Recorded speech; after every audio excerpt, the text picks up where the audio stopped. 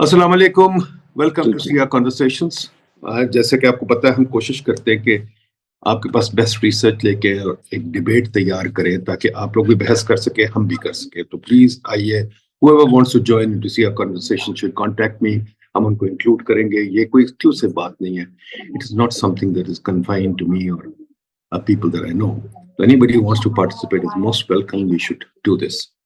As you know, yeah, this is a continuation of my work at PIDE, where for 5 years we developed a national conversation. Now we're going to continue to do it here. So it's the same thing, same conversation that we had there, but again, different subjects, broader, more people in there. तो आज जो हम एक series शुरू करने लगे हैं, इंशाल्लाह हर हफ्ते ये करेंगे। पर आज हमने इकरामुल हक साहब को बुलाया है। बहुत फेमस लॉयर है, ऑथर हैं, किताबें भी लिखते रहते हैं और इनके कॉलम्स इतने रेगुलरली आते हैं कि मैं परेशान हो जाता हूँ, because he is probably the most prolific writer in the country and specially on tax and economic issues and माशाल्लाह has a lot of depth.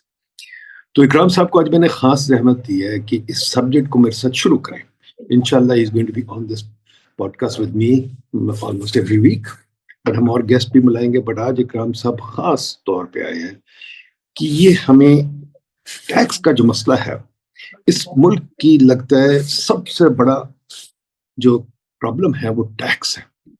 और टैक्स के अलावा हुकूमत कोई बात ही नहीं करती। जो फाइनेंस मिनिस्टर आता है, जो प्राइम मिनिस्टर आता है, जो फॉरेनर आता है, वो टैक्स की बात करते हैं। हम इतना टैक्स में उलझ गए हैं कि मैंने हिस्ट्री में कोई ऐसी इकोनॉमी नहीं देखी जो इतना टैक्स में उलझी हो।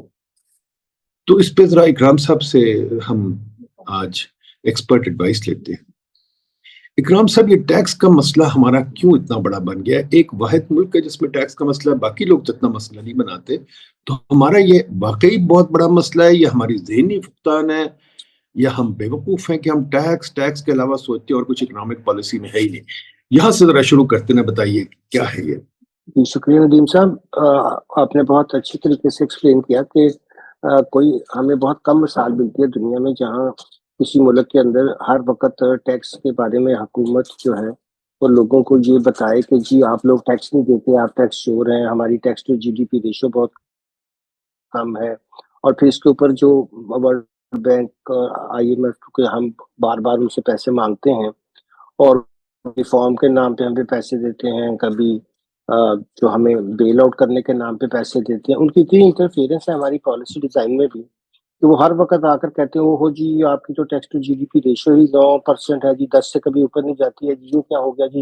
ये तो सारा मसला ही यहाँ है।" अच्छा, हमारे लोग भी जो हैं, वो भी उनको ये नहीं बताते कि भई यहाँ जो एग्रीकल्चर है, वो सूबों का मसला है और जिस इनकम टैक्स की आप रेशियो निकालते हैं, उसमें से 25% तो वैसे ही आपको निकाल देना चाहिए।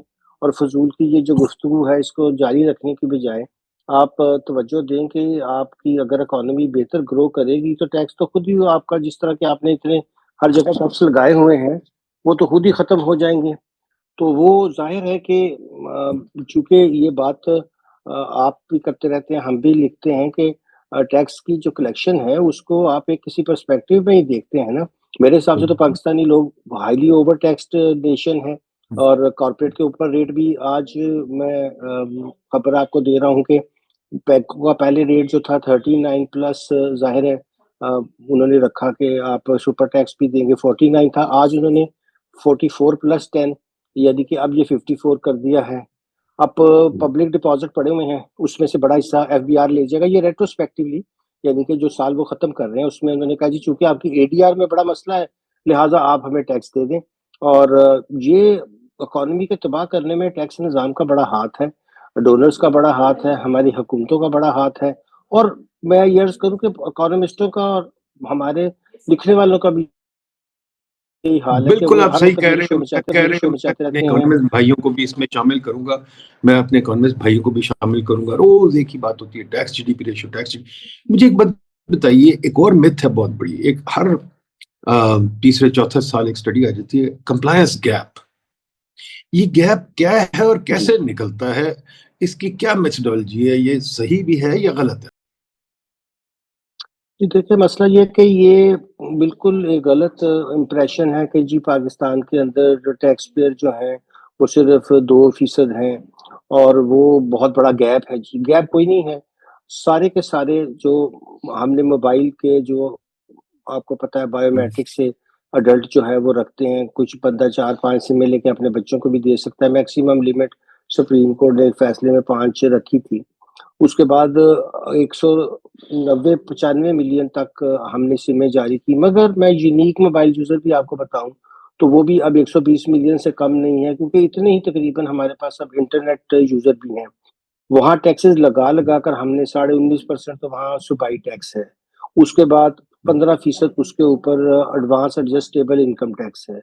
और अगर आप इनकम टैक्स रजिस्टर्ड नहीं है, तो पिछले पिछले साल में उसको 75% कर दिया गया है। अब आप अंदाज़ा लगाएँ कि एक ऐसा सेक्टर जिसमें हमें 4G भी सही नहीं मिल रहा है, 5G की तरफ जाना था, स्पेक्ट्रम आना था, टेक्नोलॉजी के अंदर हमने पैसे लगाने थे, उसके अंदर से सब स्किमिंग करके सब लोगों से टैक्स लेके फिर उनको टैक्स चीट कह रहे हैं। जब आप फाइट में थे तो आधा हमने इसके ऊपर टैक्स शीट के ऊपर आर्टिकल लिखे, आपने कहा इस तरफ ज़रा तवज्जो दें, बताएँ कि भई वाक़ई हम टैक्स चीट है कि नहीं।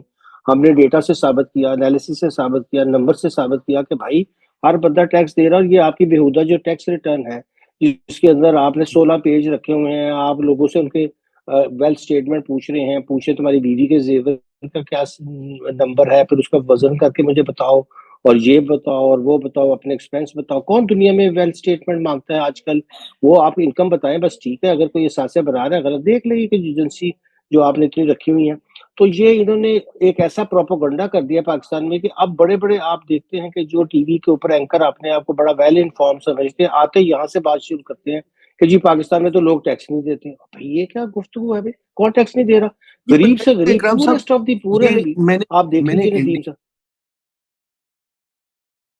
ये टैक्स चोर का जो है, जो हुकूमत हमें टैक्स चोर कहती है, मैं बड़ा हैरान हुआ। मैं अफ्रीका में रहा हूँ, नाइजीरिया में रहा हूँ, अपना कीनिया में रहा हूँ, तंजानिया में, श्रीलंका में, इजिप्ट में, इंडिया भी देखा है।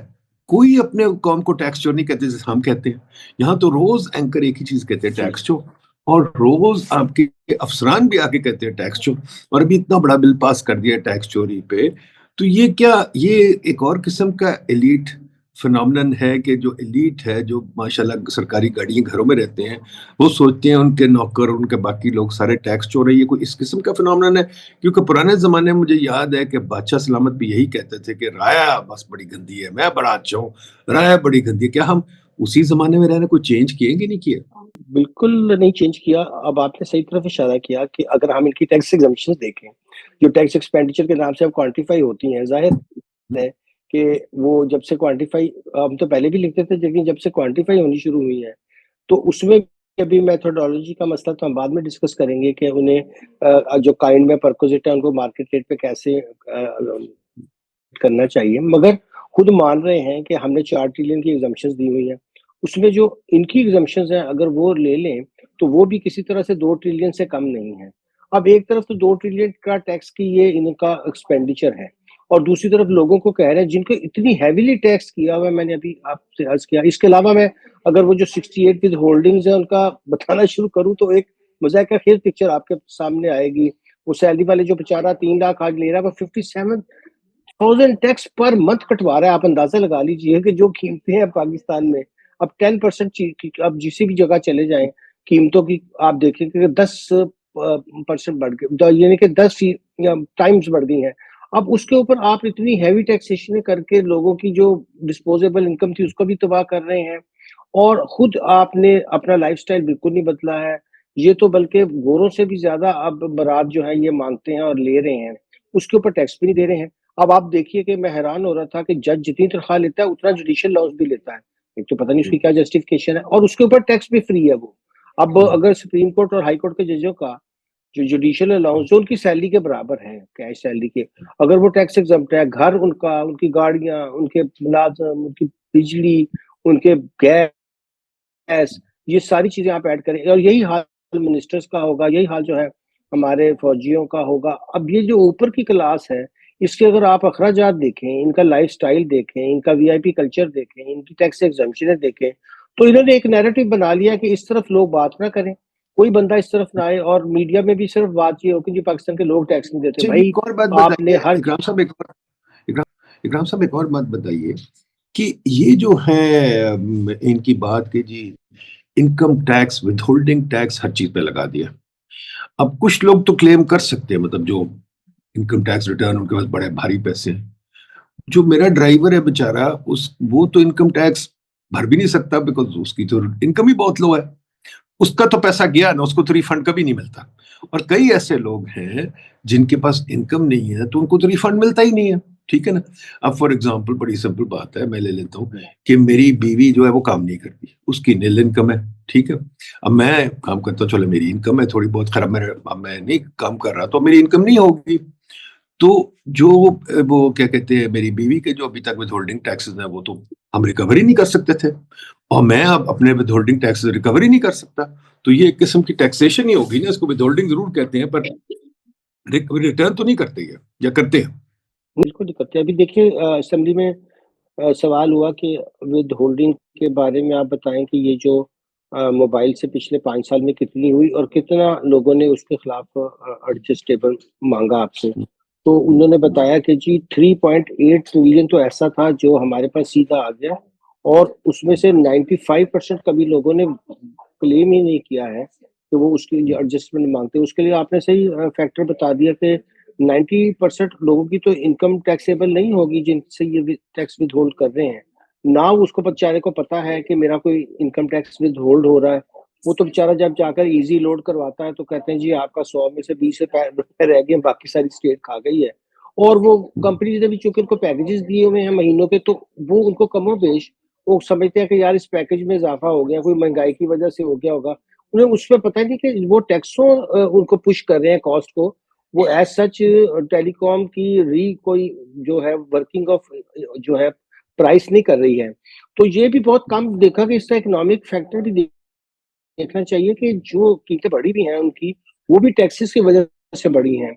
और उसकी वजह से एक दूसरा नुकसान ये हुआ कि ये इसको आप यही समझ लें कि मैं फिर ये कहूँ कि मेरा जीएसटी का रेट जो है वो 19.5% नहीं है, बल्कि उसमें ये 15 डाल के मैं कहूँ कि जी वो 36-37% है। क्योंकि वो जितने इस तरह के विथहोल्डिंग टैक्सेस हैं, वो अल्टीमेटली इनडायरेक्ट टैक्स की शक्ल इख्तियार कर लेते हैं और उसमें एक बड़ा फ्रॉड करते हैं और उसमें आईएमएफ को भी मैं क्या कहूँ कि उनके लोग क्या किस तरह से फिगर्स देखते हैं। ये उनको कहते हैं जी हमने over the period of time अपना डायरेक्ट टैक्स की रेशियो जो है वो बढ़ा दिया, अब ये 45% है। भाई उस 45% में आपके तकरीबन 70% तो वो है जो इनडायरेक्ट टैक्सेस हैं। अब वो आकर हुँ। देखते हैं, हाँ जी, हाँ, बड़ा अच्छा जी, एक हमारी कोशिशों की वजह से और इनको पैसे देने की वजह से और डायरेक्ट टैक्स की रेशियो बढ़ रही है। वो सारा फ्रॉड है, क्योंकि इसलिए फ्रॉड है कि अगर ऊपर की 1% के लोगों की इनकम देखी जाए, वो कितना कंट्रीब्यूट कर रहे हैं आपके आज के टैक्स रेट के हिसाब से और नीचे के जो हमारे लोएस्ट है, वो कितना कर रहे हैं, तो आप हैरान होंगे कि ऊपर की तो ये खुद मान गए हैं कि उन्होंने रिटर्न्स ही फाइल नहीं की। अभी लेटेस्ट जो आजकल ये इन्होंने शेयरिंग शुरू की है डेटा की, कि जी हमने 1,83,000 लोगों को नोटिस दी जो हमारे हिसाब से हाई नेटवर्थ के मालिक थे। उनमें से पता चला कि 60% तो रिटर्न ही फाइल नहीं करते। तो भाई ठीक है, आपने नॉन फाइलर की रिजीम रखी हुई थी। वो ज़्यादा टैक्स पे करके चाह रहे थे कि हम नहीं टैक्स रिटर्न देते, आपने हमसे ज़्यादा पैसा ले लिया, बस ठीक है। अब उन्हें कह रहे नहीं, अब आप नॉन फाइलर नहीं, अब टैक्स रेट तो हाई रहेगा, अब आप रिटर्न्स भी दीजिए। उन्होंने कहा ठीक है भाई रिटर्न ले लें। अब उसमें से 80% ने बताया कि जी मेरे तो बाहर से रेमिटेंस आई है, मेरी तो एग्रीकल्चर इनकम है। अब वो जो बेवकूफ तो नहीं होगा कि उसने कोई अपना बंदोबस्त नहीं करके रखा होगा और इतने वो सासे बना रहा होगा।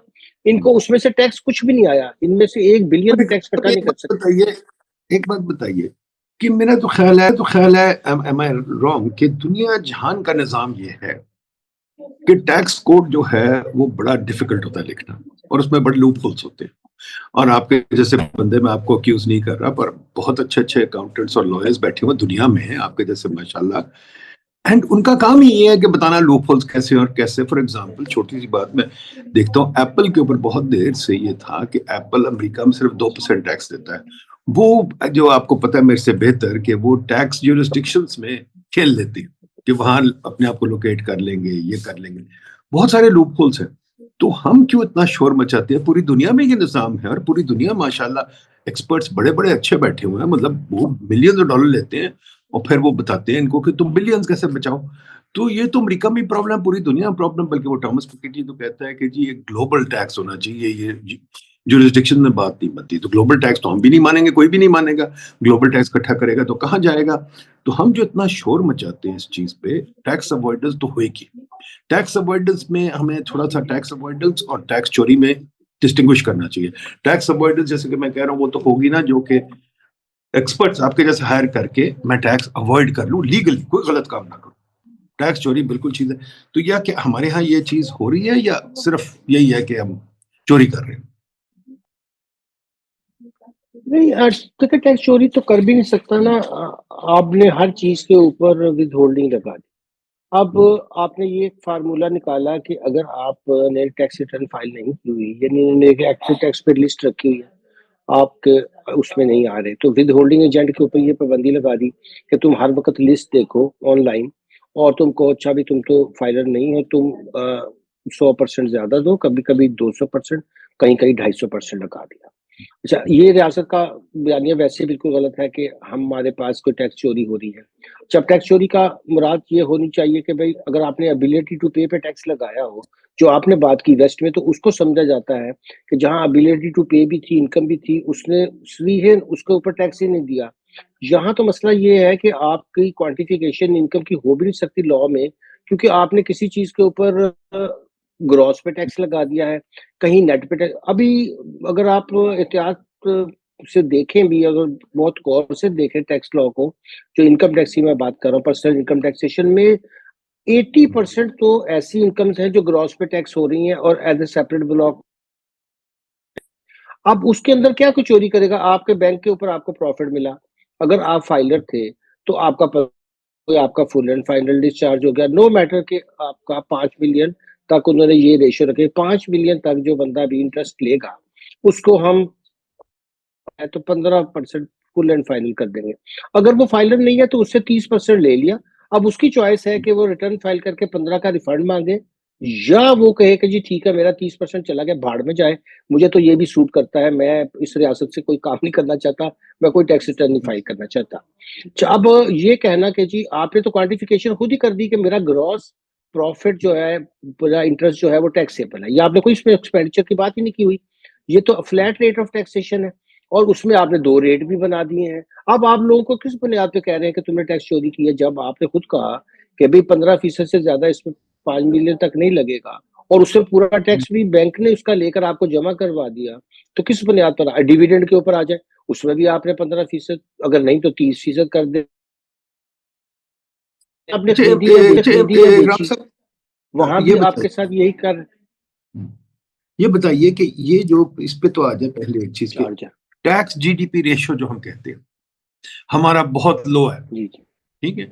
जरा प्लीज बताइए ये मेजर ठीक कर रहे हैं या हमारे साथ ज्यादती कर रहे हैं? क्या टैक्स जीडीपी रेशियो हमारा वाकई बहुत लो है या कुछ चीजें छुपाई हुई हैं?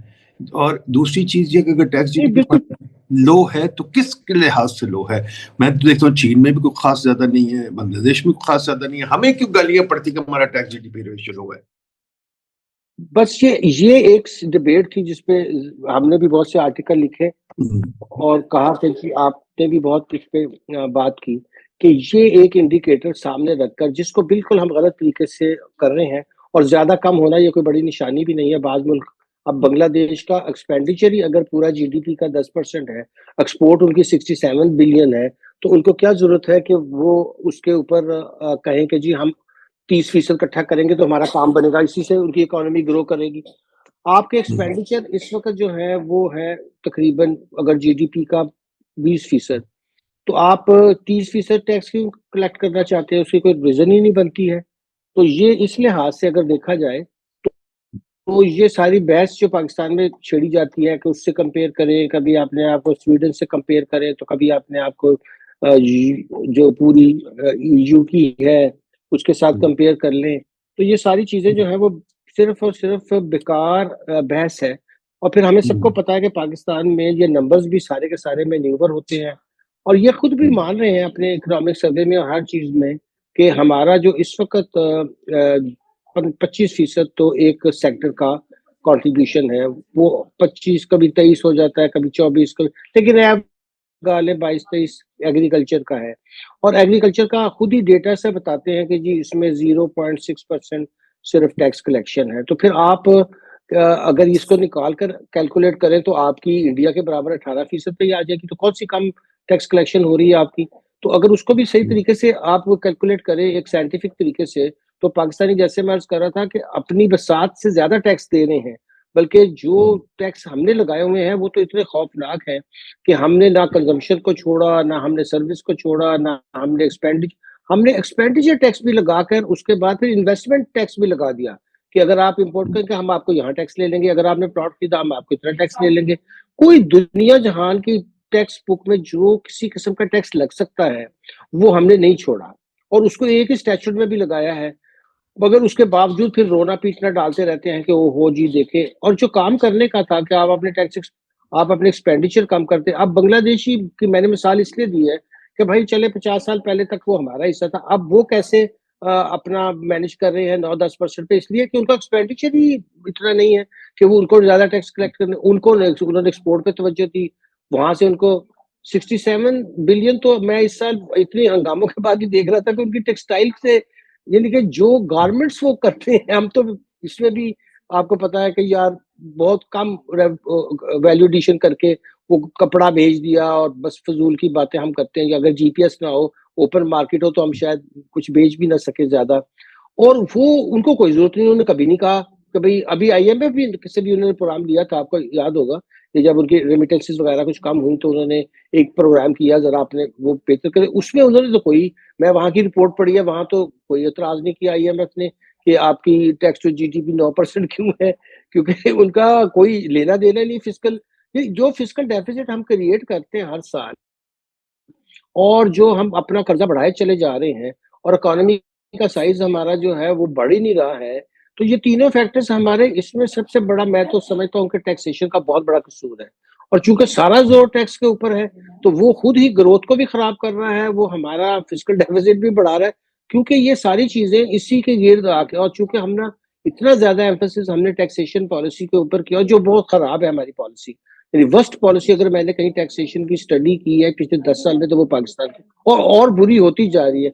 जितना आप और मैं और ज़ाहिर अदारों ने, हमने रिपोर्टें दी, उन्हें कहा यार देख लो इसको, पॉलिसी को ठीक कर लो, उतना वो उसका उल्टा करते हैं। अब आप देखें कि उन्होंने ये जो बिल अब पेश किया, जो मंडे को मेरे ख्याल में पास हो जाएगा किसी बहस के बगैर, उसमें कहा है कि आप प्रॉपर्टी नहीं, आप अकाउंट नहीं, जो दुनिया जहान की वो आपके ऊपर इवन राइट टू लाइफ से रिलेटेड, राइट टू प्रॉपर्टी से related, right to do business से रिलेटेड जो फंडामेंटल राइट्स हैं, उनकी भी धज्जियाँ वो बिल्कुल उड़ाने वाले हैं।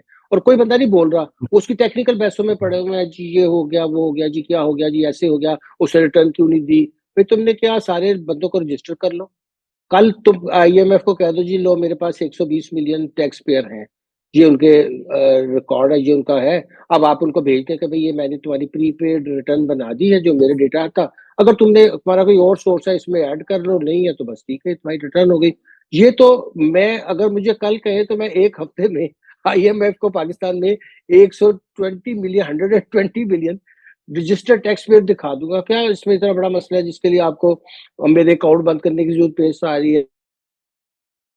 सारे सीएनएसए हमारे पास, सबके पास है जी। किस किस सीएनएसए ज़मानों में रह रहे सीएनआईसी हैं के आप? साथ आप कि लिंक ये कर अब दें। चीज़ें राइट टू, हाँ, ठीक। बस क्लिक कर दें। हाँ। अब ये राइट टू लाइफ वाली जो चीज़ें हैं, हुँ, वो आप कह रहे हैं मैं आपकी बंद कर दूँगा। ये कमाल हुँ। कर दिया, ये कौन-सी रियासत? पहले तो हम कहते थे कि ये रियासत एक्सट्रैक्टिव है। अब ये एक्सट्रैक्टिव के अलावा ये रियासत अब देखें किस कदर खूंखार हो चुकी है कि वो कह रही है कि मैं आपको बिज अब चलिए मैं एक मिसाल देता हूँ कि एक बंदा है, चलिए किसी वजह से वो उसका टैक्स का डिस्प्यूट चल रहा है। आप कह रहे हैं मैं तुम्हारा अकाउंट बंद कर दूँगा, तो अगले महीने उसकी तनख्वाहें, उस मुलाज़िम का क्या कसूर है जो उसने 20, 100, 200 मुलाज़िम रखे हों, उसकी तनख्वाह ना मिले, उसके बच्चे स्कूल जाते हैं, उसके बच्चों की फीस ना जाए, ये किस कानून के तहत आप कर रहे हैं? चलिए भाई, आप जब फाइनल हो जाएगा किसी कोर्ट से, तो आप वैसे ही ले सकते हैं उसका किसी 100 तरीके टैक्स के अंदर दिए हुए हैं आपको उसकी रिकवरी करने के, वो तरीके छोड़कर ऑलरेडी दर्ज है। आप कह रहे हैं नहीं मैं इसका घर के बिजली बिल बंद करूँगा, मैं इसका टेलीफ़ोन काट दूँगा, मैं इसका पानी बंद कर दूँगा, मैं इसके बच्चों की एजुकेशन बंद कर दूँगा, मैं इसके मुलाज़िमीन को जो तनख्वाह जाती है, वो नहीं देने दूँगा। ये कौन-सी अप्रोच है? थानेदारी की ये जो अप्रोच है। यानी कि अगर आप एक ऐसा बंदा लेकर आए जो पहले जाकर बहुत उन्होंने छापे मारे, ये किया, वो किया, जी हम ऐसा कर देंगे, जी हम तो लोगों से ऐसे बिजली के बिल वसूल करेंगे। और भई वहाँ आप डिजिटल मीटर लगाए नहीं थे। बिजली चोरी होती है कुंडे डाल के, कुंडे मैं तो अगर कोई डाल रहा है तो जाहिर है वो किसी के किनारे से डाल रहा है ना। आप अपने सिस्टम को तो ठीक करने को तैयार नहीं, वहां भी आपने कभी मीटर्स नहीं लगाए जिससे लोग प्रीपेड कर। और यहाँ भी आपने आकर अजीब नुक्ता पेश किया है कि भाई हम इस तरह टैक्स वसूल करेंगे कि पहले आपकी सारी राइट टू लाइफ को हम डिनाई करेंगे, राइट टू डू बिजनेस को आपकी डिनाई करेंगे, राइट टू अक्वायर प्रॉपर्टी को हम आपकी डिस्ट्रॉय करेंगे, और फिर आपसे टैक्स लेंगे। तो टैक्स तो भैया आप पहले भी ले रहे हैं। और मैं तो कहता हूँ कि ये अगर पाकिस्तान में सारे लोग टैक्स रिटर्न फाइल कर दें सिंपल, तो 95% को रिफंड देना पड़ जाएगा। और रियासत को पता चलेगा कि टैक्स जो पहले हम कलेक्ट कर रहे थे वो असल में ड्यू बैक टू लोग था, तो वो रियासत का टैक्स नहीं था, वो तो एक जगह टैक्स था। आपने जबरदस्ती लोगों से ले लिया, अब अगर वो उसको वापस मांगे तो कितने लोगों की इनकम निकलेगी टैक्सेबल पाकिस्तान में। आप और मुझे पता है कि पाकिस्तान के अगर हम नंबर लेंगे तो उसमें हमारी जो इस वक्त लेबर फोर्स के जो नंबर्स हैं, जो सेल्फ एम्प्लॉयड लोग हैं जो ये काम कर रहे हैं, उसमें से बड़ी हार्डली हम ऐसे लोग निकाल इकराम साहब, सकेंगे आपको याद जो होगा, आपको याद होगा कि हमने जब ये स्टडी की थी आपके साथ मिलके, ये जो पाइड और प्राइम का जो था वो कमीशन, जी उसमें हमने जब स्टडी की थी हमने बड़ा जोर लगाया था पीएसएलएम का डेटा लेके, हाइस का डेटा लेके, कि देखें कितने लोगों की टैक्स बनता है। और बमुश्किल हमने सोचा था कोशिश करें कि जी इनकम टैक्स का थ्रेशोल्ड आप लोगों ने सबने कहा था कि आप कम से कम रखें, क्या कहते हैं, 1 लाख, इससे नीचे नहीं होना चाहिए, या समथिंग, आई फॉरगेट ना, हाँ I think it was like 12 lakh साल का। हम नहीं जी कर सके 12 थे, लाख साल का किया था। हम नहीं कर जी सके बिल्कुल। थे बिकॉज उस पर बहुत टैक्स गिर जाता था, तो we had to keep it at 800,000, ठीक है, which is a very low जी लेवल ऑफ बिल्कुल। इनकम। और उसमें भी हमें बहुत कम टैक्स पेयर मिले थी। जो मिथ है कि शायद यहाँ पता नहीं 120 मिलियन डायरेक्ट टैक्स पेयर्स हैं जो इनकम टैक्स में आ जाएंगे, वो करना है तो फिर आपको मेरा ख्याल थ्रेशोल्ड तो कोई 20,000 महीने पे जाना पड़ेगा, उसमें से आपको मिलना कुछ नहीं है, सिर्फ एक एडमिनिस्ट्रेटिव बर्डन हो जाएगा, ठीक है ना। तो आपने एक बड़ा अच्छा पेपर लिखा था लॉन्ग टाइम अगो, आपने कहा था जी कि फ्लैट टैक्स कर दे। अच्छा, मैं देखता हूँ दुबई में टैक्स कोई नहीं है और हमारे लोग दुबई भागे जाते हैं। अब ये जी कहते हैं दुबई में टैक्स कोई नहीं, मतलब ये है कि दुबई में डायरेक्ट टैक्स कोई नहीं है, ये नहीं इनकम टैक्स कोई नहीं है, जी बट बिल्कुल। दुबई में हर चीज पे इनडायरेक्ट टैक्स है। और दुबई में कीमतें माशाल्लाह काफी ज्यादा है because of taxation, but economy बहुत अच्छी चल रही जी है। जी तो हमें इतनी तकलीफ क्या है, ये जो जी सारे हमें IMF वर्ल्ड बैंक वाले कहते हैं डायरेक्ट टैक्सेशन बहुत होनी चाहिए, सिर्फ डायरेक्ट टैक्सेशन होनी चाहिए। इनडायरेक्ट टैक्सेशन और डायरेक्ट टैक्सेशन में जी क्यों इतना हम जोर लगा रहे हैं? माना देयर इज अ डिफरेंस, मैं नहीं कहते इकोनॉमिकली डिफरेंस है, बट इतना जोर लगाने का डिफरेंस है कि हम उस पर अपनी पूरी कौम का कैपिटल जाया कर दें और कैपिटल फॉर्मेशन जाया कर दें और सब कुछ। ये क्या जरा इस पे थोड़ा एक्सप्लेन करें। जी, मेरा ख्याल है कि अगर पाकिस्तान में कॉर्पोरेट और पर्सनल इनकम टैक्स को देखा जाए, तो हमारे पास ना कोई ऐसी खास कंपनीज़ हैं। अब आपने सही तरफ इशारा किया, मिडल ईस्ट में कॉर्पोरेट टैक्स लगाया हुआ है, इनकम टैक्स भी सऊदी से भी लगाया, यूएई ने भी लगा दिया हुआ है, और 2-3 कुवैत में भी, जिनको ज़रूरत नहीं भी थी मगर उन्होंने थोड़ा बहुत कुछ तो लगाया है, कि कॉर्पोरेट से थोड़ा टैक्स लिया जा सकता है, जो जिसको हम ये डायरेक्ट टैक्स कहते हैं। अब आपने ग्रोथ तो आज तक कंपनीज़ की होने नहीं दी। पाकिस्तान में कौन-सी नामी-गिरामी कंपनी है, आप और मुझे पता है कि इस वक़्त अगर मैं टैक्स में आपको बताऊँ उनका प्रोफाइल, अगर ये 2000 कंपनीज़, और उसमें भी अपनी उनकी गवर्नमेंट ओन्ड जो कॉर्पोरेशंस हैं, उनका टैक्स तकरीबन 80% बन जाता है 2000 कंपनीज़ का। बाकी सब जो टैक्स की कलेक्शन है, ये एक बिल्कुल इल्यूज़न है हमारे लिए। मिसाल के तौर पर कनाडा में हर एक अडल्ट को बैंक अकाउंट और उसको स्टेटमेंट भेजनी है, उसकी कोई इनकम नहीं। उसकी एक वजह है कि वो $200 आपको मसलन वापस भेज रहे हैं कि जी जीएसटी चूँकि हमने क्रॉस द बोर्ड लगाया था। उसमें आपकी कई ऐसी चीज़ें थी जो हेल्थ रिलेटेड है, फूड रिलेटेड है, वो अब हम आपको वापस करना चाहते हैं। अब वहाँ तो बड़े लोग हैं कि जो इमिग्रेंट्स गए हैं, उनकी फैमिली के 4-5 मेंबर होते हैं, इससे भी ज़्यादा भी होते हैं, उनको सबको $200-200 आ जाता है। अच्छा, वो उसकी क्या ही ज़ाहिर है, उनको पता होता है कि इनकी इनकम कोई नहीं है, मगर वो they want to just give back. अच्छा, वहाँ तो एक पर्पज़ है, एक नेगेटिव समझिए कि टैक्स की रेजीम है कि भई कुछ लोगों ने खर्च कर दिया, टैक्स दे दिया, अब उनको हम वापस देना चाहते हैं क्योंकि वो उनकी कोई इनकम नहीं है, तो उनको क्यों बिला वजह हमने उनसे लिया होगा। अब यहाँ तो वो चीज़ भी नहीं है, मगर फिर भी हमने अंदाज़ा लगाया कि पर्सनल इनकम टैक्स पाकिस्तान में ऑलरेडी हर अडल्ट आदमी जो ज़ाहिर है उसकी इनकम है या नहीं है वो दे रहा है। मैं इनकम टैक्स की बात कर रहा हूँ, अब मैं सेल टैक्स की बात नहीं कर रहा। क्योंकि जब वो हम मोबाइल का डेटा देखते हैं तो हमें पता चलता है कि भई वहाँ तो हर बंदे को आपने टैक्स उससे 15% ले लिया। अब इससे ज़्यादा क्या टैक्स आपने अच्छा उस बेचारे तो आपसे मान भी रहे हैं। अब आपने ये बात असेंबली में मानी है कि सवाल के जवाब में कि आपने पिछले 5 साल में उनसे 3.8 ट्रिलियन जो है उनका हड़प कर लिया है और उनको वापस भी नहीं इक्विटी में चला गया है किस हेड के तहत पर्सनल इनकम टैक्स के तहत। फिर आप अगर ये कह रहे हैं कि पाकिस्तान में ये तो कोई बहस पाकिस्तान में इसलिए नहीं हो सकती, यहाँ कोई बिलियनर्स नहीं है इस तादाद में। जो हम अमेरिका की, यूरोप की बातें करते हैं, वहाँ रेनेसां लाइन एंटाइटलमेंट यूरोप में होने के बाद वहाँ समझाते हैं कि भाई अब एक डील है कि जो अमीर लोग हैं वो कहते हैं भाई ठीक है हम अपना टैक्स दे देते हैं, हमारी जान छोड़ो और जो भी तुमने करना है करो। अब वो 1% वहाँ तो बड़े अमीर होंगे और उनकी टैक्स की कोई क्वांटम भी बनता होगा। अमेरिका में आपको पता है, आप मुझसे ज़्यादा समझते हैं, वहाँ भी ये बहस रहती है कि बड़ी कॉर्पोरेशन देती है। पाकिस्तान में पहले वो वेल्थ तो क्रिएट कर लो मेरे भाई, ना आपकी कंपनियाँ किसी काबत हैं, ना आपके कोई ऐसे इंडिविजुअल्स हैं। फिर कि ये बहसें करने का फ़ायदा क्या है? आपने बिल्कुल दुरुस्त फरमाया, ये बहसें वहाँ की जाएँ जहाँ इनकी कोई तुक बनता हो, जहाँ इसकी कोई रेलेवेंस नहीं है, जहाँ ग्राउंड रियलिटीज़ ही डिफरेंट है।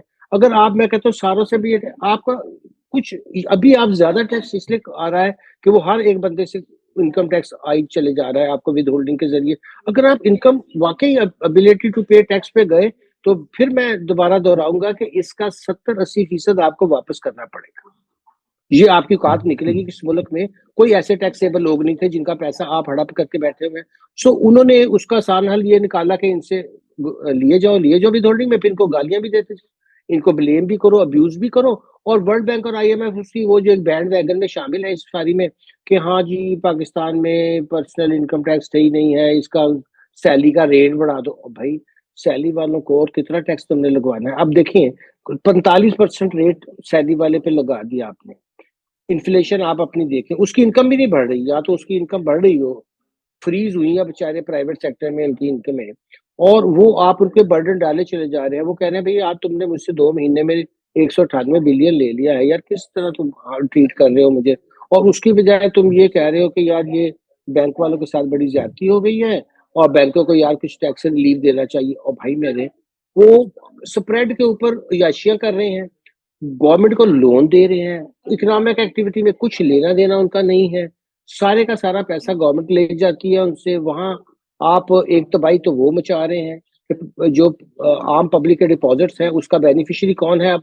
गवर्नमेंट ऑफ पाकिस्तान, क्योंकि स्टेट बैंक को हाईएस्ट इनकम मिली है, वो जो उन्होंने उसमें से कमाया है, अब उसको आप देख लीजिए, पहले साल डाल के बता दिया जी हमारा तो सरप्लस हो गया है। वो आप बेनिफिशियरी हुए। वो स्टेट फाइल बेनिफिशियरी हुए जो बैंकों को पर्सनल कंपनियों की तरह चलाते हैं। कोई उनके लिए कौन से बैंक में ऐसा होगा कि भाई आपके पास 60% की वो रखी हुई है शेयर होल्डिंग आपने। आप इसको पब्लिक कंपनी के तौर पे चला रहे हैं तो आपके पास 60% नेट होल्डिंग होनी चाहिए एक स्टेट के पास। और तीसरे लोगों के ऊपर उसका आप जब उधर आपको फिस्कल डेफिसिट हो रहा है, पैसे उठा-उठा के वो टैक्सेस लगा-लगा के आप पूरा करना चाहते हैं। अब आपने देख लीजिए कि इसमें पूरे सिनेरियो में जो हमने आम लफ्ज़ों में पेश किया है, अब हम इसको इकोनॉमिक टर्म्स में टेक्निकल जार्गन में नहीं गए हैं, तो हुकूमत भी इसमें बेनिफिशियरी है, बजाए कि वो कह रहे हैं जी हम लूज़र हैं, वो तो बेनिफिशियरी है इसके। स्टेट बेनिफिशियरी हैं और अक्सर में नुकसान किसको हो रहा है? डिपॉज़िट होल्डर को भी और पब्लिक एट लार्ज को, जिसके ऊपर टैक्स की रेशियो बढ़ाए चले जा रहे हैं कि जी वो देखिए चूँकि अब हमारा इस दफ़ा हमने एलोकेट किया है, उनके उनकी लॉजिक ज़रा सुनिए कि वो कह रहे हैं जी चूँकि हमने इस दफ़ा आपका जो डेट सर्विसिंग है, वो हमने 9.775 ट्रिलियन पे हमारा खर्चा होगा। तो भई आप इतना डेट सर्विसिंग की बात कर रहे हैं, तो इतना टैक्स लगाएँगे। हाँ जी, वो तो फिर देखिए बैलेंस नहीं होगा। लेकिन वो 57% जब चला जाएगा सूबों को, तो आपको तो फिर डेट सर्विसिंग के लिए भी और डेट लेना पड़ेगा। तो क्या आप ना आपकी पब्लिक फाइनेंस ठीक है, ना आपकी अप्रोच ठीक है। यही अगर हमारी जीडीपी डबल हो गई होती तो टैक्स टू जीडीपी रेशियो भी डबल हो जाती और जो हमारी डेट टू जीडीपी रेशियो थी वो हाफ हो जाती। तो जो बिल्कुल। की है वो की तो फिर ये है ना कि आप ग्रोथ करके अपनी इनकम का केक का साइज़ बढ़ा लें भई। केक का साइज़ तो आपको इसमें बढ़ाने एक की और भी क्या मसला है, मतलब इकराम आपने साहब, किसी एक और किस्म भी के मसला है। कि हुकूमत में का माइंडसेट जो है ना वो 1960s का, जिसको मैं बार-बार कहता हूँ हक हैग मॉडल। महबूबुल्लाह के ज़माने में जी, हार्वर्ड एडवाइजरी ग्रुप ने मिलके उन्होंने एक मॉडल बनाया था, जो पाकिस्तान पे लागू हुआ। वो उसको चेंज ही नहीं किया डिस्पाइट द फैक्ट कि दुनिया बदल गई। वो 1950s का चला जा रहा है, प्रोजेक्ट ले आओ, लोन ले आओ, लोन ले आओ। ये तो बहुत कदीम ज़माने का मॉडल था, अब दुनिया से हट चुकी है और लोन और प्रोजेक्ट से गेम नहीं बनती। पर हम अभी भी सीपैक जा रहे हैं, चाइना से और लेने। पहले सीपैक हमने मार खा ली है। ये नहीं कि चलो कुछ बना, मैं नहीं चीन को बुरा जी, कहता, पर हम बेवकूफ़ हैं, हमने बनवाई गलत चीज़ें और अब हम लोन वापस नहीं कर सक रहे, तो हम चीन के आगे रोते हैं। फिर हम उन्हें कहते हैं सीपैक 2 ले आओ और हमें वो दे दें, वो जो रेल वाला प्रोजेक्ट है, जो $16 बिलियन का प्रोजेक्ट है, उसको हम वापस कैसे करेंगे यार? खुदा के वास्ते हमें हर अय्याशी चाहिए पर वापस नहीं कर सकते। पर मैं एक और तरफ जाना चाहता हूँ। ये बताइए, जो टैक्स गैप बार-बार कहते हैं, वर्ल्ड बैंक वगैरह 2-3 फिगर्स ले आते हैं बार-बार, टैक्स गैप, कंप्लायंस गैप, फलाना गैप। मुझे तो इसकी मेथोडोलॉजी नहीं समझ आती। ये क्या मेथोडोलॉजी है इनकी? ये क्या हवा में से कोई नंबर ले आते हैं? कहाँ से ले आते हैं? इसकी ज़रा मुझे बताइए, क्या चीज़ है? ये सही नंबर है या गलत नंबर है? देखिए, वो मसला फिर वहीं से ही शुरू होता है ना कि उनके ज़हन में ये है कि जी आपको अपनी जीडीपी का 15% टैक्स कलेक्ट करना चाहिए। एक नंबर आपके पास आ गया, चलिए जो भी एक्सपायर। फिर वो कहते हैं जी जो अब आप कलेक्ट कर रहे हैं ये आगे जी आपका गैप आ गया और ये गैप जो है ये अब आप फिल करें। अच्छा, वो कहते हैं ठीक है, हम ऐसा करते हैं कि टैक्स रेट बढ़ा देते हैं। यहाँ से इतना टैक्स रेट, जब ये कहते हैं जी देखिए आप कुछ ये अपनी तरफ से कभी-कभी कहते हैं कि जी कुछ एडमिनिस्ट्रेटिव मेजर से, वो कहते हैं यार छोड़िए एडमिनिस्ट्रेटिव मेजर क्या होते हैं, बस आपकी इतनी इम्पोर्ट है आप इसके ऊपर ये टैक्स लगा दें, आपका ये सैलरी वाले लोग हैं इनके ऊपर इतना और टैक्स बढ़ा दीजिए। तो ये सारी बहस जो गैप की है उसकी है, वो इस जहालत की ऊपर मबनी है कि ना आपको अपनी जीडीपी का साइज़ पता है, ना आपको ये पता है कि जी आपकी जो पोटेंशियल है जीडीपी को बढ़ाने का, वो इतना ज़्यादा है। मिसाल के तौर पर अब आप देख लें कि आपने इतनी दफ़ा इसके ऊपर बात की है कि जो हमारी इवन जो शहरी हमने जो सिटी मॉडल्स हैं वो कितने बुरे रखे हुए हैं और जो स्टेट लैंड है वहाँ आप आप और कई दफ़ा इसका ज़िक्र हुआ है कि बड़ी-बड़ी जीआरज़ हर जगह बनाई हुई हैं आपने। वो जो स्टेट लैंड अनयूटिलाइज़ और अनप्रोडक्टिव पड़ी हुई है जिसमें बड़े-बड़े घर रखे हुए हैं आपने, और वो किन लोगों के लिए रखे हुए हैं? ज़ाहिर है सब लोगों को पता है कि जी वहाँ जजेस भी रहते हैं, वहाँ जनाब सरकारी अफ़सर भी रहते हैं। अब उस लैंड को आपने रखा हुआ है और आप कह रहे हैं जी हमारा टैक्स टू जीडीपी ये हो गया। अब भई आप देखें कि वो भी तो एक टैक्स ही है। वो इतना बड़ा टैक्स है कि उसकी मैयर करें तो फिर असल बात पता चले कि भाई आपका मसला तो ये है कि आपने ये सारा अनप्रोडक्टिव जगह पे लगा दिया और वहाँ फिर घरों की मेंटेनेंस ये वो क्या-क्या हिडन कॉस्ट है उसकी, क्या-क्या उसके अंदर करप्शन की कहानियाँ फिर सामने नज़र आती है। मगर वो चाहते हैं कि जी हम फ्लैट में नहीं रह सकते, हम हाई राइज़ में नहीं रह सकते। में पेंट हाउस भी अगर आप बना देंगे, उसमें अगर स्विमिंग पूल भी बना दें सेक्रेटरी साहब के लिए, वो भी उनकी शान के खिलाफ है क्योंकि जब तक वो इनका जो है 4 एकड़ का, 6 एकड़ ये का, जो 8 एकड़ है, का घर ये जो उसमें। इनका, ये जो हमें टीए मिलता रहता है इसमें, टेक्निकल असिस्टेंस, मेरा ख्याल कोई 4 प्रोग्राम हो चुके हैं पिछले 12-13 सालों में। जी, जी। कोई $300 मिलियन, कोई 150, कोई 400, कोई $1 बिलियन तकरीबन टीए पे लग चुका है, टेक्निकल असिस्टेंस पे। जो यहाँ के लोग हमें एडवाइस करते हैं, जो ये रिपोर्टें बनाते हैं कंप्लायंस गैप, टैक्स गैप वगैरह, और वो सब ये नैरेटिव बिल्ड करते हैं कि ये लोग टैक्स चोर हैं और यहाँ इस किस्म का टैक्स होना चाहिए जिस पे माशाल्लाह विथहोल्डिंग भी होना चाहिए। इतना कॉम्प्लिकेटेड टैक्स सिस्टम होना चाहिए जिस पे आप हमारे उसी टीए ने अब बताया है कि जी आप लोगों का रोटी पानी बंद करें जब तक वो टैक्स नहीं देते। तो ये टीए के बारे में ज़रा कमेंट करें, क्या ख़्याल है आपका? ये जो टेक्निकल असिस्टेंस है, जो हमें माशाल्लाह इतने अच्छे कंसल्टेंट बाहर से आते हैं, हमें पता भी नहीं वो कौन है, पर मैकेंजी वगैरह ये चीज़ें होती हैं, बट वो लगा जाते हैं ये चीज़ें और हम उस नैरेटिव को फिर बिल्ड करते हैं। जी, बिल्कुल इसकी लेटेस्ट मिसाल ये है कि मैकेंजी ने ये 1 हफ्ता पहले बैठ के इनको रिपोर्ट दी है कि जी हमने ये डेटा बैठकर, इवन इस दफ़ा तो मैं हैरान हुआ कि उन्होंने कहा जी मिलिट्री इंटेलिजेंस और फलाना और ढमकाना और मिलिट्री ऑपरेशन पर उस डाटा मैचिंग के बैठे हैं हम लोग, नादरा के बैठे हैं और पता चला कि हो पाकिस्तान में तो जी गज़ब हो गया है। अमीर लोग जो हैं वो तो ये टैक्स ही नहीं दे रहे हैं। वो जो हाई नेट वर्थ वाले 1%, अब देखिए 1 हफ्ते से बार बार अखबारों में, टीवी में आकर चेयरमैन जो है एफडीआर के, वो फरमा रहे हैं कि जी वाह, इतने ट्रिलियन का गैप है 1 पॉइंट के ऊपर के लोगों के। तो भाई ये तो सिर्फ फजूल की बिल्कुल ये बात है, क्योंकि जो डेटा वो ले रहे हैं कि जिनके पास 3 गाड़ियां, ये इतने घर, वो जाना, ये अगर ऐसा इकोनॉमिक एक्टिविटी हो तो बड़ी अच्छी बात है। मैं तो समझता हूँ कि फिर आपकी गाड़ियां भी ज्यादा बिकेंगी, आपके ट्रैवल भी ज्यादा होगा, आपका काम भी। ये 1% लोग उनके नजर में जिनका उन्होंने क्राइटेरिया हमें इस टेक्निकल रिपोर्टों की बुनियाद पे पेश किया है, वो 1,83,000 उनको सिर्फ पाकिस्तान में हाई नेटवर्थ के उनकी कॉल पे, तो मैंने भी तो उसको भी बहुत क्रिटिकली नहीं देखा है, वो मिले हैं उनको सिर्फ। और ये सिर्फ और सिर्फ वो बाहर के लोगों ने जो टेम्पलेट बनाए हुए हैं उसके आकर पाकिस्तान का डाला, ना पाकिस्तान की मंडेन रियलिटीज का उन्हें पता है, ना पाकिस्तान की सोसाइटी का उन्हें पता है। और जो लोकल काम को, किसी के काम को ना वो पढ़ते हैं, ना किसी के काम को कोट करते हैं। अब ये कौन से इनके एक्सपर्ट बाहर से आते हैं, हमारे साथ तो बैठकर 1 मिनट बात नहीं कर सकते वो, मगर हमें मिले बगैर, हमारा काम पढ़े बगैर, आपकी किताब जो थी उसको देखे बगैर उन्होंने कैसी कैसी चीजें और कैसी कैसी फजूल रिपोर्टें, और हमारे जो गुलामाना जहन है, हर कोई बंदा जिससे आप बैठेंगे, व्हाट्सएप पे बैठा हो, कहीं बैठा हो, ओ जी देखिए वर्ल्ड बैंक ने बड़ी जबरदस्त रिपोर्ट निकाली जी, वो आईएमएफ ने कमाल कर दिया जी, ओ जी हमें आईना दिखा दिया जी, वो देखें जी हम तो ये। और उनका कोई क्रिटिकल माइंड ही नहीं रहा, वो देखें कि इनकी कितनी शैलो अप्रोच होती है, कितनी ये इधर उधर की चीजों को पकड़कर हमारे ऊपर जो है वो इम्पोज करने की कोशिश करते हैं। और जहाँ मैं समझता हूँ कि आप, मैं फिर भी कहता हूँ हैट्स ऑफ टू बंगालीज़, उनके इंटेलेक्ट देखें कि ये वहाँ गए, उनकी वहाँ की रिपोर्ट पढ़े, एक दफ़ा किसी जगह उन्होंने इस बात का ज़िक्र किया कि जी बांग्लादेश में बहुत बड़ा टैक्स गैप है। और नंबर अगर वही दे आप देखें, तो मैं अर्ज़ कर रहा हूँ कि उनका कभी भी 9% से ऊपर टैक्स टू जीडीपी इन 50 सालों में मुझे 1 साल में दिखा दें आप बांग्लादेश का टैक्स टू जीडीपी रेशियो 9, उनको ज़रूरत ही नहीं है टैक्स लगाने की।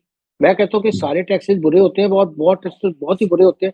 आपको क्या ज़रूरत है कि आप टैक्स के ऊपर इतना ज़ोर दे रहे हैं? उन्होंने अपनी एक्सपोर्ट बढ़ा ली, उन्होंने अपने एक्सपेंडिचर कम कर लिए, size of government smart and जो है वो वर्केबल इफेक्टिव रखा। क्या ज़रूरत है आपको टैक्सों की, अगर आप ये चीज़ें मैनेज करते हैं और फिर केक का साइज़ बढ़ाते हैं। अब ये कितने अफ़सोस की बात है कि हमारे पास कितनी कल्टीवेबल लैंड भी है, और वो भी सारी की सारी हम क्या उसमें से ले रहे हैं? अर्बन एरिया में हमारा क्या जो है वो कंट्रीब्यूशन है? इंडस्ट्री कौन-सी हमने ऐसी लगा ली जिसपे हम फ़ख्र करें?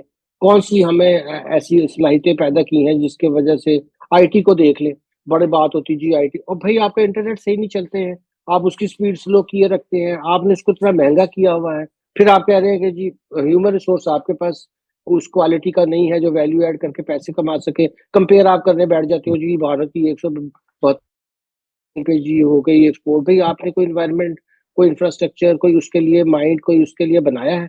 आपके पास निकम्मे तरीन लोग अब यूनिवर्सिटियों से निकले, आप मुझसे बेहतर समझते हैं, आप खुद वाइस चांसलर भी रहे हैं इतना अर्सा, और आपका तो बहुत लंबा तजुर्बा है।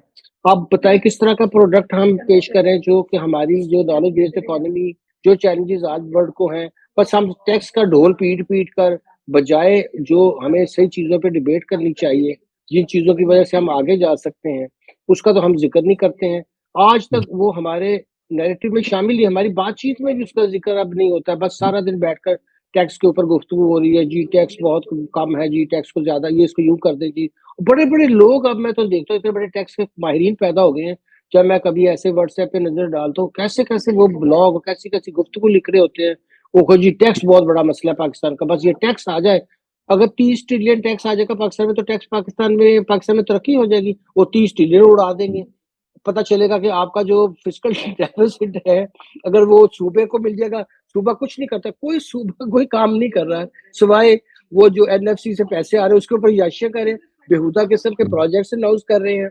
कोई उन प्रोजेक्ट्स का तल्लुक नहीं है इकोनॉमिक ग्रोथ से, और उनको एक याशी, एक बिल्कुल उनको मैं समझता हूँ ईज़ी एडिक्शन लग गई है कि अब मुझे देखिए बिल्कुल। पंजाब का मैं देख रहा था कि बैठे-बैठे पंजाब को 3 ट्रिलियन मिल जाता है। वो अपना जो कलेक्शन करते हैं वो हार्डली 300-400 बिलियन है। अब वो कहते हैं जी ठीक है, इतना 120 मिलियन का, नदीम साहब, दुनिया में 12वां बड़ा मुल्क बनता है अगर पंजाब की आज पॉपुलेशन देखें और पंजाब का साइज़ देखें, तो ये एक सूबा नहीं, दुनिया का, उसकी ज़रा जीडीपी देखें, उसकी हालत देखें। लेकिन ऐसे-ऐसे प्रोजेक्ट अनाउंस हो रहे हैं, ऐसी-ऐसी गुफ्तगू हो रही है, और वो किस लिए हो रही है कि भई आराम से बैठे हुए, आबादी के साइज़ के लिहाज से आपको जो एनएफसी अवार्ड से मिला वो 3 ट्रिलियन का था। तो आपको तो बड़ा अच्छा है भई, आपको तो कुछ कहीं किए बगैर हाथ में हाथ धरे बैठे हैं और पैसे मिल रहे हैं। फिर आप जो भी प्रोजेक्ट्स हैं वो तो आप मुझसे बहुत बेहतर समझते हैं कि उसमें क्या गेमें होती हैं। ये ब्यूरोक्रेसी को एक शौक है कि हम अंडरपास बनाएँ, वो बनाएँ, सड़क बनाएँ, क्योंकि पैसा उसमें बनता है। उसी से बिल्कुल सही। कॉन्ट्रैक्टर जो है वो ये रिश्वतखोरी से इकराम क्यों साहब एक बैठ और सकते बात हैं। बताइए, हमारे टैक्स सिस्टम में एक और भी तो बहुत गड़बड़ है कि आई थिंक हम वाहिद मुल्क हैं अब रह गए हैं दुनिया में जो इम्पोर्ट से इतना टैक्स लेता है, क्योंकि इतने टैरिफ्स बढ़ा दिए हैं, जी, जी। उसका दुगना नुकसान होता है। एक तो खैर आपकी कंज्यूमर प्राइसेस भी बढ़ जाती है, चले वो एक जगह। दूसरी चीज़, हमारी इंडस्ट्री कंपेटिटिव भी नहीं होती, क्योंकि हमारी इंडस्ट्री प्रोटेक्शन के पीछे बैठी रहती है, वो टैरिफ्स के पीछे बैठी रहती है। जैसे गाड़ियाँ हैं, वो गाड़ियाँ हमें एक्सपोर्ट करने का शौक ही कोई नहीं, क्योंकि लोकल यहाँ बन जाती है। मोटरसाइकिलें एक्सपोर्ट ही नहीं करते हम, फ्रिज जी। एक्सपोर्ट ही नहीं करती है। सब चीज़ें हम बनाते हैं, बट लो क्वालिटी की बनाते हैं, बिकॉज़ टैरिफ्स बहुत हाई हैं। और हम हर साल टैरिफ और बढ़ा देते हैं। फिर एक और चीज़ है, उसके अंदर हम लगा देते हैं एडिशनल कस्टम ड्यूटी, मुझे समझ नहीं आती क्या होती है। फिर रेगुलेटरी ड्यूटी लगा देते हैं। तो ये क्या तरीका है टैक्स करने का? ये तो मुझे लग रहा है कि बहुत कदीम ज़माने की बात है। आजकल सिंपल ये है, तो टैरिफ होता है। मेरा ख्याल है कि इससे बदतरीन मिसाल तो हो नहीं सकती है। और हुँ, हुँ। आपने बिल्कुल चीज़ों की तरफ इशारा तो कर दिया कि ये सारी यहाँ से अपनी टैक्स वहाँ फिर एक और भी काम करते हैं, कि सारी रेगुलेटरी ड्यूटी लगाने के बाद, एडिशनल ड्यूटी लगाने के बाद एक और बड़ा ज़बरदस्त काम करते हैं कि लैंडेड कॉस्ट के अंदर ये सारी चीज़ें डाल के फिर कहते हैं जी इसके ऊपर अभी आप 18% भी जीएसटी भी दे दें, वो बाद में आप एडजस्ट कर लीजिएगा। फिर उसे जमा करके जीएसटी को फिर कहते हैं इसके ऊपर एडवांस इनकम टैक्स भी दे दो और ये सारी चीज़ें कर लो। अब वो जो बंदा है ये सारी चीज़ें पहले कैश लाए कहीं से, सारी दे, उसने क्या बिज़नेस करना है? तो वहाँ भी यही काम हो रहा होता है कि अंडर इनवॉइसिंग करनी है, कंटेनर्स के अंदर ड्यूटी के रेट इतने मुख्तलिफ रखे हुए हैं, वो कहता है चलो ठीक है यार तुम ये जो 20 वाला माल है ये तुम 5 वाले में मँगवा लो, मैं तुम्हें छोड़ दूँगा। अब वो एक पूरा वहाँ पे एक माफिया टाइप ऑपरेशन, और उसकी वजह सिर्फ़ और सिर्फ़ वही है कि अगर हम 5% फ्लैट टैरिफ रख लेते, जैसे बहुत से मिडल ईस्ट मुल्कों में भी है, तो किसी की वैल्यूएशन का झगड़ा ही ना रहता, कोई झगड़ा ही ना होता और काम फ्री ट्रेड भी हो रही होती। अब दुबई कौन-सी अपनी खाने-पीने की चीज़ें बना रहा होता है, सारा कुछ हमसे ज़्यादा वैरायटी की चीज़ें वहाँ अवेलेबल होती हैं, दूसरी चीज़ें भी इम्पोर्ट हो रही होती है। ये एक बना के अगर आपको 100 की चीज़ के ऊपर से 65% टैक्सेस का बोझ पड़ना है, तो आप उससे डील करते हैं यार 50 के ऊपर 35 ना कर लें। तो तुम इतनी अंडर इनवॉइसिंग कर लो, मेरी जेब में भी पैसा चले जाएगा। अच्छा, अब ये एक उनका एक पूरा सिलसिला बन गया है जिसमें मँगवाने वाले भी, छोड़ने वाले भी और ये सारे मिलकर और लॉ बनाने वाले भी। तो वो मैं कभी सोच रहा था की बात की कि वो जो एशियन ड्रामा लिखा गुरबाज ने, तो उसने कहा कि वो रियासत जिसमें लॉ मेकर्स, लॉ इम्प्लीमेंटर्स और लॉ ब्रेकर का अनहोनी अलायंस हो जाए, उस रियासत का तो ये हाल होता है। अब बिल्कुल वही चीज़ हो गई। अगर पाकिस्तान को आज वो 60 की किताब है जिसके ऊपर उसे वो नोबेल प्राइज़ मिला। अगर आज उसको पाकिस्तान में रख के देखें, वो ऐसा मॉडल फिट होता है कि पाकिस्तान में जो लॉ मेकर्स हैं, ये हमारे समझ के लोग भी चाहते हैं कि ऐसा ही कॉम्प्लिकेटेड टैरिफ सिस्टम हो। जो इम्प्लीमेंट करने वाले कस्टमर वो भी बड़ा खुश हैं, हाँ, कि सर ये देखिए ये तो होना चाहिए। और जो लॉ ब्रेकर्स हैं जिन्होंने उसके अंदर से फ़ायदा उठाना है, तो ये तीनों मिल गए हैं। अब वो तीनों मिल के ना सिर्फ़ लोगों के खाल गए, अब ज़ाहिर है वो चीज़ की कीमत तो उसकी कहीं न कहीं होगी, मुझे पड़ी चाहे वो ₹20 की हो। अब मैं उसको मज़े से जी ये कह रहा हूँ जी देखिए इसमें तो इतनी ड्यूटीज़ हैं। अच्छा, वहाँ मैं चाहे बचा भी लूँ, जब मैं बेचने जाता हूँ मैं कहता हूँ यार मुझे तो इसके ऊपर इतनी ड्यूटियाँ लगी हुई हैं। अब आप देख लें कि दुशंबे में आप जाएँ तो नई से नई कारें, आपको कोई कार $15,000 से महँगी आपको वहाँ नहीं मिलेगी। यहाँ पे ड्यूटियाँ लगा-लगा के और फिर कितनी प्रोटेक्शनिज़्म दे-दे के लोगों उनको, और उसका बेड़ा गर्क कर दिया इंडिया ने। हमसे बहुत बाद में ऑटोमोबाइल में बाहर की कंपनियाँ आई, अब वो एक्सपोर्ट भी करें, मगर वहाँ टाटा और महिंद्रा उनका मुकाबला भी तो कर रहे हैं ना। टाटा और महिंद्रा अपनी गाड़ियाँ भी बनाते हैं, वो कहते हैं भी आओ let us have a competition, और दोनों एक्सपोर्ट करते हैं, दोनों लोकल मार्केट को भी देख रहे होते हैं। अच्छा, अभी इकराम साहब, इन्होंने आप तो ये फाइनल सेक्शन में ज़रा एक ये छोटी-सी बात बताइए कि जो मैं देखता हूँ, आप ये क्या ख़्याल देखते हैं कि नहीं देखते? हमारी जो इन्वेस्टमेंट लो है और हमारी जो क्या कहते हैं ग्रोथ नहीं हो रही, मेरा ख़्याल उसमें टैक्स और डॉक्यूमेंटेशन का बहुत बड़ा हाथ है। हमने सर्वे किया है, वो सब कहते हैं कि जी एक तो हमें पता नहीं चलता कि टैक्स कब बदलेगा, क्योंकि हर 2-3 महीने के बाद टैक्स बदल जाता है। अब मिनी बजट की फिर बातें हो रही हैं। अगर आप देखें बाकी दुनिया में, आप भी जाते रहते हैं, मैं भी जाता रहता हूँ, वहाँ टैक्स कभी बदलता ही नहीं। मतलब 20-20, 30-30 साल एक टैक्स बैठ जाता है। वो कहते हैं भई हम नहीं बदल रहे इसको। यहाँ तो हमारे 3 महीने के बाद बदलते हैं, तो अगर किसी ने बिज़नेस करनी है, तो बेचारा क्या प्लानिंग करेगा? आज उसने प्लान किया, कल उसका टैक्स बदल गया। जैसे आप कह रहे हैं बैंकों का टैक्स बढ़ गया, फलाना बढ़ गया, यहाँ सरचार्ज लग जाता है, वो हो जाता है। तो ये एक चीज़, और डॉक्यूमेंटेशन, फिर आप उसके पीछे पड़ जाते हो। डॉक्यूमेंटेशन का मतलब ये है कि कंट्रोल आ जाता है आईटीओ के पास। तो क्या टेक्नोलॉजी ये काम नहीं कर सकती? क्या आईटीओ को हम खत्म नहीं कर सकते? वो आपको जब तंग करता है आके, तो उसको क्या हम खत्म नहीं कर सकते? तो ये भी बताइए कि ये तो सारी एडमिनिस्ट्रेशन की बातें हैं। ये तो सारी बातें सिंपल सी है कि आप, और इसके साथ ये भी आ गया, आपको रोज इसलिए टैक्स बदलना पड़ता है क्योंकि आपकी कोई टैक्स पॉलिसी बनती नहीं, आप कंसल्टेंट के थ्रू बनाते हैं। आप कहते हैं आपके जैसे लोग जो एक्सपर्ट्स है पाकिस्तान में, जो माहिर हैं, उनकी कभी कभी कमीशन तो बनाते हैं, पर वो कमीशन पे फिर अमल नहीं होता। तो क्या हमारे पास इतने माहिर नहीं कि हम आपस में बैठ के, जैसे हमने वो किया था, एक रिपोर्ट बनाई थी, आपस में बैठ के एक निजाम बना लें टैक्स का, और फिर हम उसको छेड़े ना अगले 20-30 साल, और उसमें कोशिश करें कि उसकी एडमिनिस्ट्रेशन, डिजिटाइजेशन वगैरह वगैरह चीजें, क्या ये सोल्यूशन नहीं हो सकती?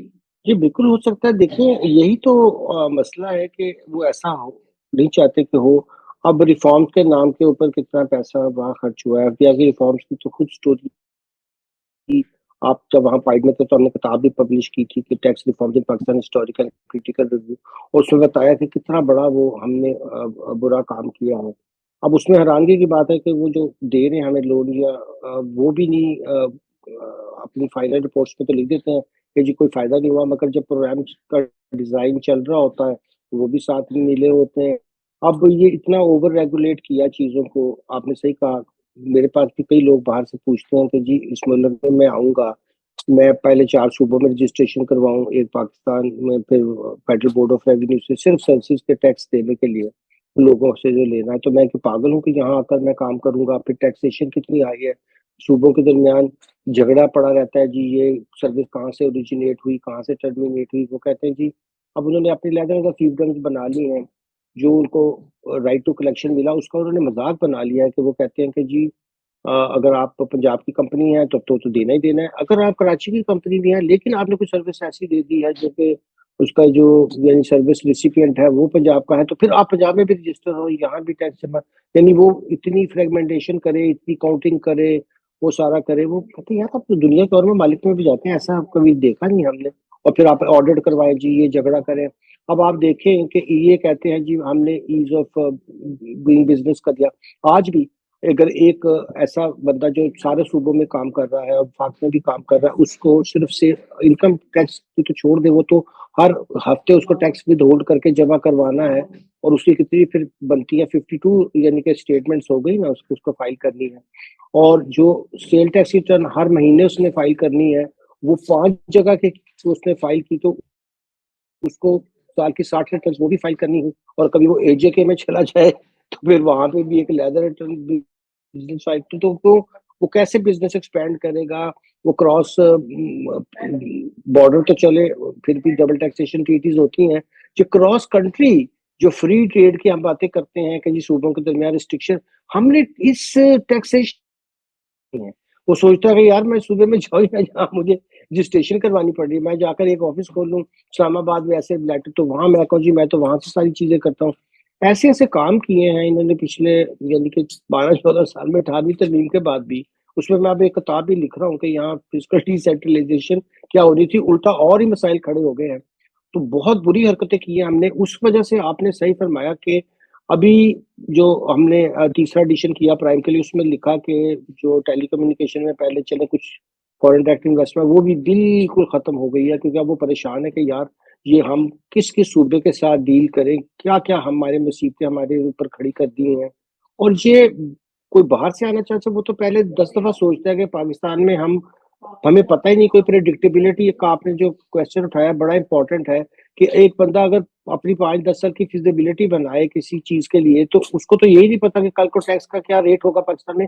तो पहले एनुअल चले फाइनेंस बिल में रेट चेंज होते थे, अब तो साल में 4, 5, 6 वो ले आते हैं मुख्तलिफ किस्म के टैक्स अमेंडमेंट लॉज़, और अभी भी 3 आप देखिए कि ये 4-5 हो जाते हैं हर साल में और कुछ पता नहीं चलता है। फिर इसके बाद सूबों का तो भी किसी ने मुज़ाहरा नहीं किया कि सूबों को राइट ले लिया हो अपने अपने असेंबलियों से कि बाबू बैठकर आपका रेट बदल देंगे एक एसआरओ से।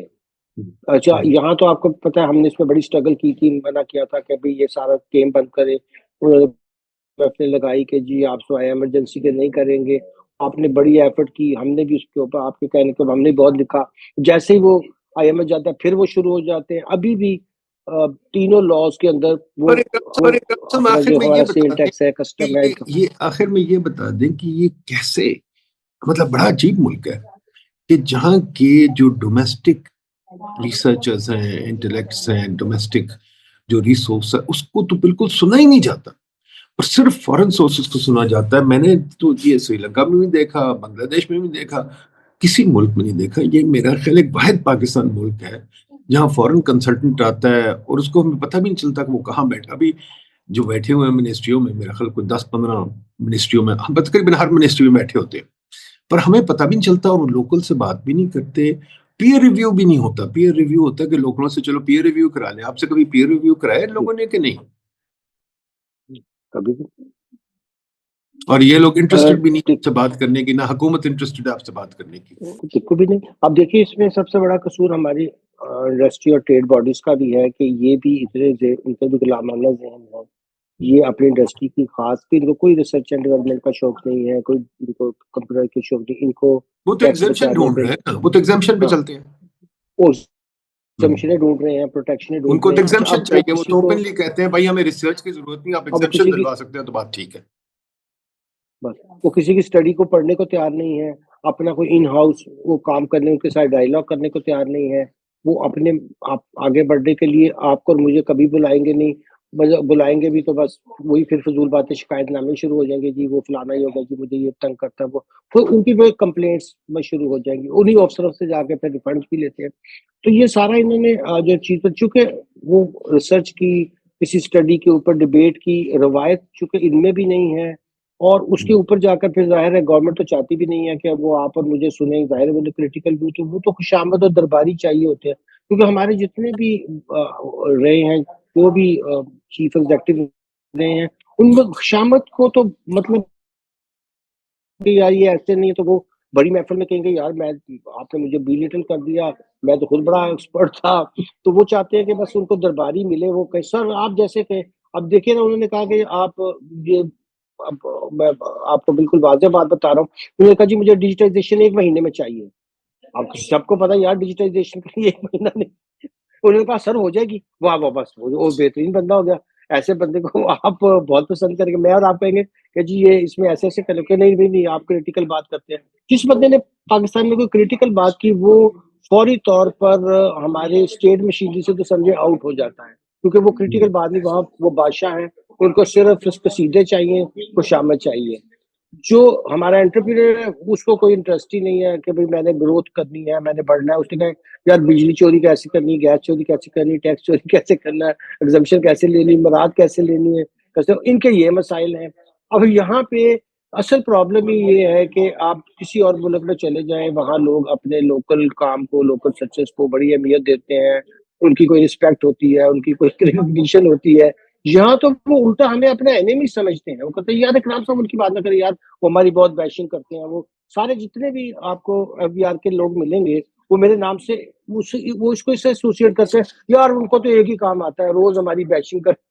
अच्छा भई, आपने ना ठीक होना है, उल्टा आपने किसी के काम को रिकॉग्नाइज़ नहीं करना। अब आपने देखिए फ्यूचरिस्टिक किताब लिखी, आपने एक उसमें बताया कि आप हम कैसे एशियन टाइगर बन सकते हैं। उसपे कितनी बात हुई है आज तक पाकिस्तान में। कहाँ उसको यूनिवर्सिटियों में डिबेट किया गया है, कहाँ उसे किसी ट्रेड बॉडीज़ के हेल्प में किया गया है, कहाँ उसको यही हाल हमारा है, हम भी बस लिखते रहते हैं, अपना गुस्सा निकालते रहते हैं, अलबत्ता बिल्कुल ठीक, बिल्कुल ठीक। जिसका जो है इकराम साहब क्योंकि बस लोग मेरा ही ख्याल इंटरेस्टेड अगले, नहीं है। बिल्कुल सही कह रहे हैं इकराम साहब, मेरा ख्याल अब अगले हफ्ते इंशाल्लाह 1-2 और बंदे बुलाएंगे, उनके साथ बैठ के बात करेंगे। आज आपने बड़ा जी, अच्छा सेट कर दिया डिस्कशन, तो जी, इंशाल्लाह हम टैक्स का यह सिलसिला अब शुरू करेंगे। बहुत बड़ा मसला बन गया मेरा ख्याल, इस कंट्री को ये मार के रहेगा। जी इन्होंने जो एक निज़ाम बेवकूफ़ों वाला बनाया हुआ है, जी जहाँ जी, इस ना पे कोई बात होनी चाहिए। सर है, ना कोई पैर है, ना कोई इसमें कोई तरीका समझ आता है। इट्स जस्ट प्योर, क्या कहते हैं, मेरा ख्याल विम्स। सुबह उठ के ख्याल आ गया आज ये लगा दो, परसों ये लगा दो। टैक्स जी पॉलिसी तो बड़ी सोच और फिक्र की बात जी होती है। तो इस पे इंशाल्लाह अगले हफ्ते फिर करेंगे। बहुत शुक्रिया इकराम साहब, thank you very much for your time. अगले हफ्ता बहुत बुक कर शुक्रिया। लें, ठीक? Thank you very thank much. You. Hafiz. It was pleasure.